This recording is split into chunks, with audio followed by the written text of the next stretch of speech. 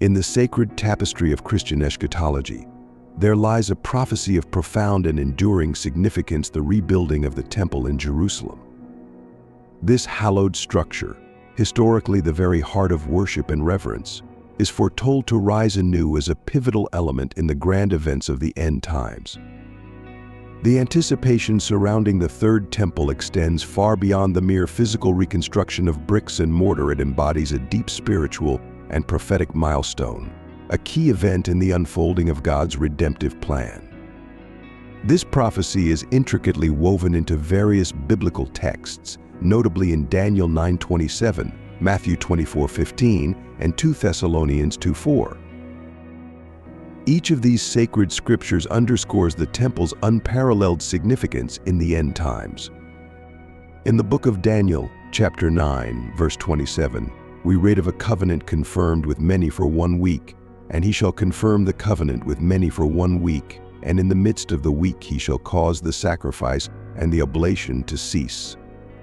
And for the overspreading of abominations he shall make it desolate, even until the consummation, and that determined shall be poured upon the desolate. This passage unveils that the Antichrist will establish a formidable agreement with the people of Israel for a period of 7 years.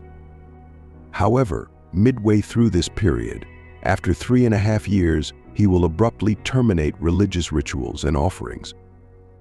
This act, associated with abominations, will precipitate widespread destruction and desolation, indicating the presence of a temple where these critical and foreboding events will transpire. In the Gospel according to Matthew, chapter 24, verse 15, Jesus himself warns of the abomination of desolation spoken of by the prophet Daniel. Standing in the holy place, when ye therefore shall see the abomination of desolation, spoken of by Daniel the prophet. Stand in the holy place, whoso readeth, let him understand the holy place is widely understood to be the temple, a consecrated site that will become the focal point of prophetic fulfillment. Similarly, in the second epistle to the Thessalonians, chapter 2, verse 4, Paul delineates a man of sin who exalts himself above all that is called God or is worshipped, and who sits in the temple of God, proclaiming himself to be God. This vivid and unsettling imagery emphasizes the temple's central role in the unfolding eschatological events. The construction of the Third Temple, therefore, is perceived as a direct fulfillment of these prophecies. It signifies far more than a mere historical recurrence. It is a prophetic event of immense and transcendent significance. The reappearance of the temple in Jerusalem stands as a tangible signpost, pointing toward the climax of human history and God's ultimate plan for redemption. The prophetic scriptures in Daniel 9:27, Matthew 24:15, and 2 Thessalonians 2:4 make it abundantly clear that the temple's construction is not a matter of if, but when. However, the realization of this prophecy is fraught with seemingly insurmountable challenges and complexities. In today's volatile and contentious political climate, the notion of the Jews constructing a new temple is laden with difficulty and contention. The Temple Mount is one of the most contested and revered religious sites in the world, sacred to both Jews and Muslims. The Dome of the Rock, an Islamic shrine of great significance, currently stands on the site where the Jewish temple once stood, adding layers of political and religious complexity to any discussion about rebuilding the temple. Yet eschatological teachings suggest that during the end of days, which many believe we are presently living in, the construction of the temple will indeed come to pass, albeit under extraordinary and possibly tumultuous circumstances. As we draw closer to the anticipated fulfillment of this prophecy, it becomes imperative to watch for certain signs and figures. Look for a man who will spearhead the effort to build the temple, a charismatic and influential leader who will rise to prominence on the world stage. This man could very well be the Antichrist. According to the Bible, in the book of Daniel, chapter 9, the Antichrist will initially present himself as a peacemaker and a protector of Israel, garnering widespread support and admiration from many. However, his true and nefarious nature will soon be revealed. He will exalt himself even to the point of entering the newly built temple and proclaiming himself to be God. This act of unparalleled blasphemy, the abomination of desolation, will mark a critical turning point in the end times narrative. It is a stark warning, a harbinger of the great tribulation that will inevitably follow. The rebuilding of the temple in Jerusalem is not merely a speculative event, it is a cornerstone of prophetic expectation. It serves as a beacon for believers, a reminder of God's sovereignty and the unfolding of His divine and meticulously planned narrative.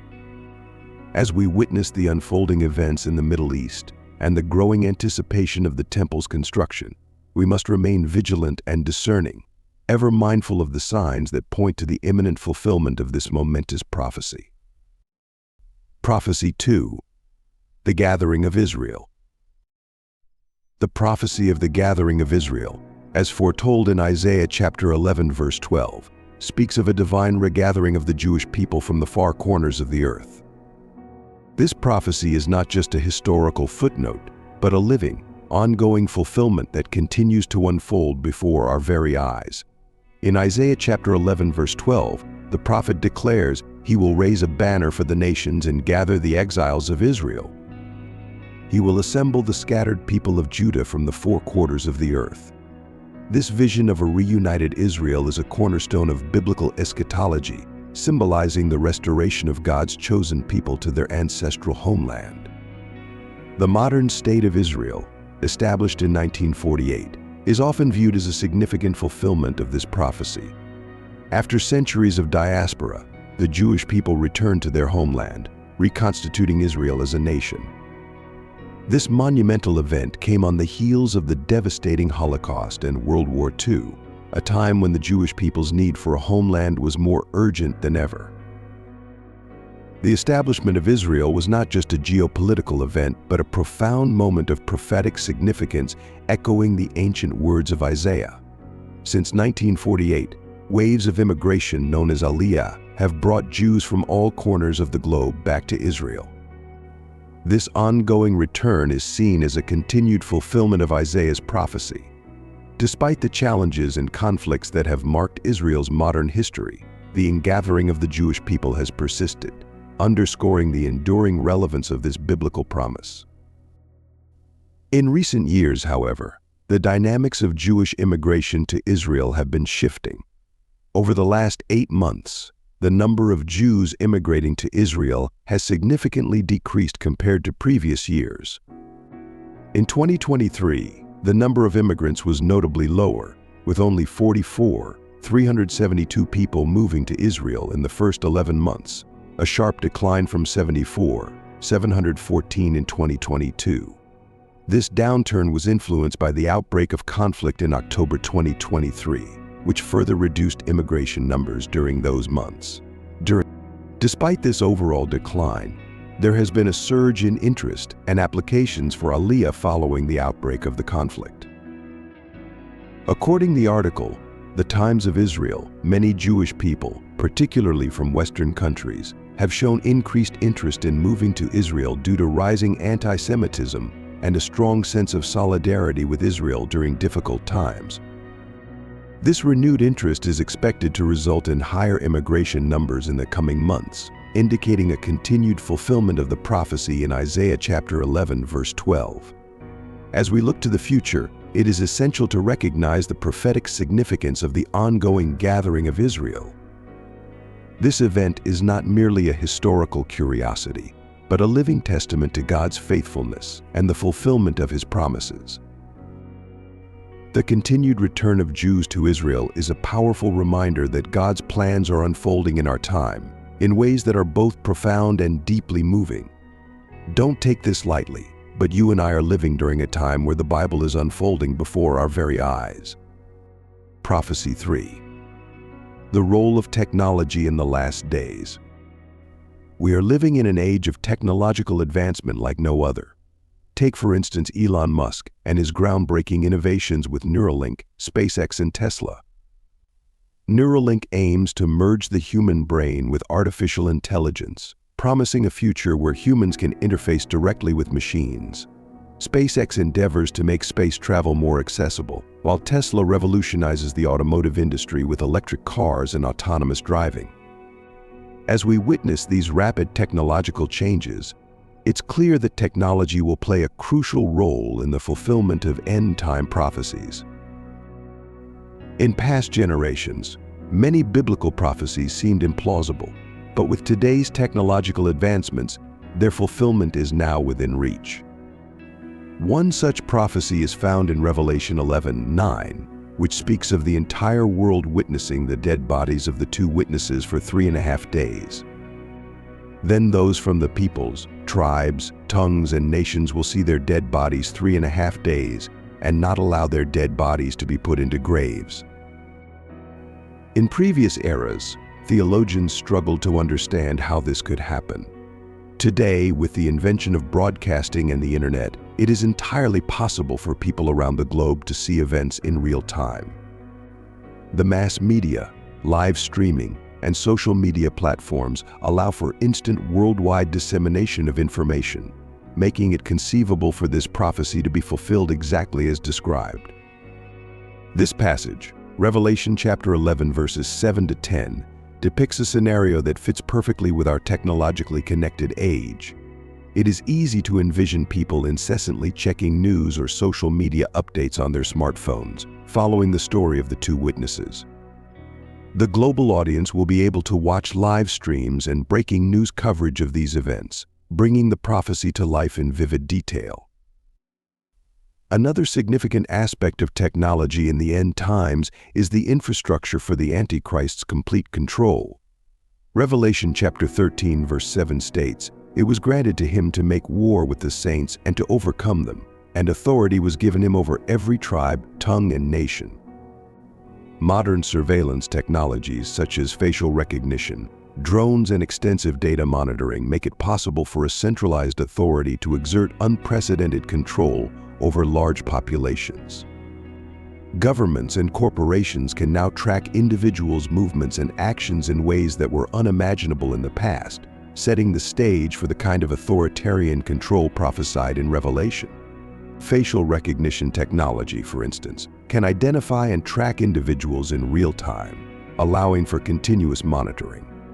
Drones equipped with cameras and sensors can patrol areas and gather intelligence without human intervention. Extensive data monitoring through internet activity, financial transactions, and communication channels provides a comprehensive overview of people's lives. These technologies enable a level of control and surveillance that aligns eerily well with the biblical description of the Antichrist's reign.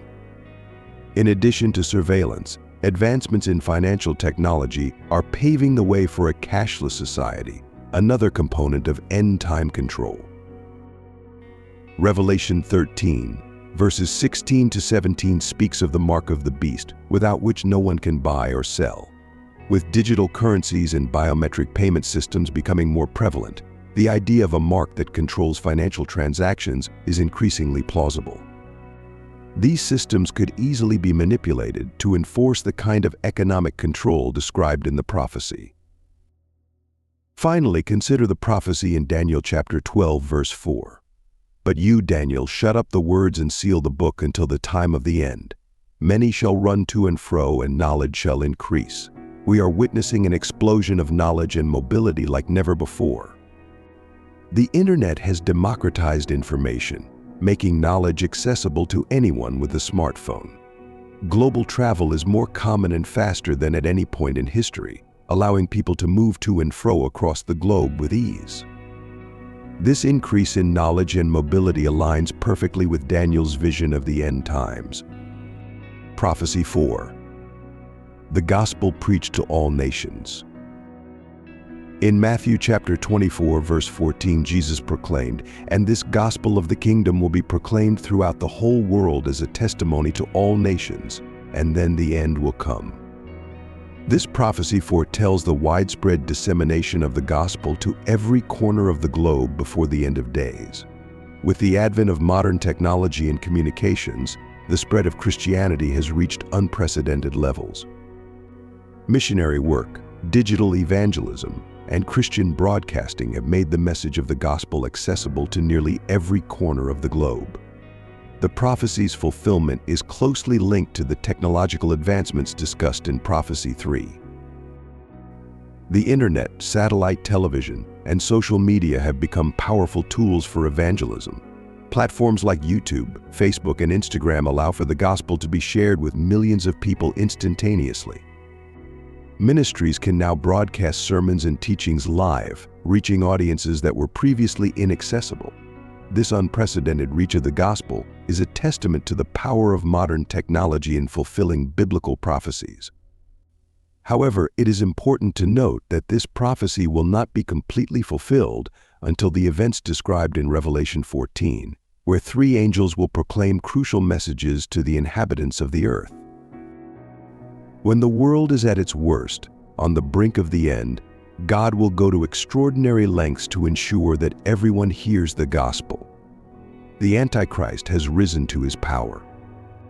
His rule is marked by deception and tyranny, with the false prophet at his side, performing great signs to lead astray, if possible, even the elect. They establish a world order that demands allegiance, a system that embodies rebellion against the Creator. This is the moment of humanity's last and most fatal nosedive as the world hurtles toward the abyss. However, it is precisely at this juncture, the world's darkest hour, that God intervenes in a manner unprecedented in human history. Never before has God done what He does in the 14th chapter of the book of Revelation. Never before has God gone to such extraordinary lengths. In an extraordinary act of mercy and sovereignty, He dispatches 3 angels with messages of critical importance. These angels will literally fly across the skies, communicating the gospel to each nation in their own languages. Revelation chapter 14, verse 6 to 11 describes these 3 angels and their messages. The first angel, Revelation chapter 14, verse 6 to 7. Then I saw another angel flying in the midst of heaven, having the everlasting gospel to preach to those who dwell on the earth, to every nation, tribe, tongue, and people, saying with a loud voice, Fear God, and give glory to Him, for the hour of His judgment has come. And worship Him who made heaven and earth, the sea and springs of water. The first angel's message is the proclamation of the everlasting gospel to the entire world. This fulfills the prophecy of Matthew chapter 24, verse 14, which states, And this gospel of the kingdom will be preached in all the world as a witness to all the nations, and then the end will come. The angel calls for the fear of God, giving glory to Him, and worshiping the Creator, emphasizing the urgency of the hour of God's judgment. This global proclamation aligns perfectly with the prophecy in Matthew, highlighting the universal reach of the gospel message in the last days. The second angel. And another angel followed, saying, Babylon is fallen, that great city, because she has made all nations drink of the wine of the wrath of her fornication. Revelation chapter 14, verse 8. The second angel announces the fall of Babylon, a symbol of corrupt systems and powers that oppose God.